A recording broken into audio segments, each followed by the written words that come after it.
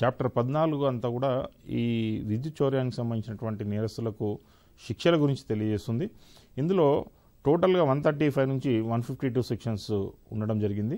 ఇందులో 135 సెక్షన్ కనుక మనం చూసినట్టయితే విద్యుత్ చౌర్యం కానీ అంటే దొంగతనం చేసినటువంటి వాళ్ళు కానీ, లేదంటే కనెక్షన్ డిస్కనెక్ట్ చేయడం, మీటర్ ట్యాంపరింగ్ చేయడం, లేదంటే మీటర్ను ధ్వంసం చేయడం, ఒక సరఫరాని ఇంకో సరఫరానికి వాడడం, ఇలాంటివన్నీ కూడా ఈ సెక్షన్ 135 తెలియజేస్తుంది. ఇలా చేసినటువంటి వాటికి అలానే 136లో పరికరాలు లేదా వైర్ల దొంగతనం అంటే ఎలక్ట్రిసిటీ అప్లయన్సెస్ కానీ లేదంటే ఎలక్ట్రిసిటీ వైర్లను కానీ దొంగిలించినట్టయితే అది సెక్షన్ 136 కింద వస్తుంది. సెక్షన్ 141లో వీధి దీపాలు అంటే స్ట్రీట్ లైట్స్ కనుక డ్యామేజ్ చేసినట్టయితే 2000 రూపాయల వరకు జరిమానా విధించేటువంటి అవకాశం ఉంటుంది.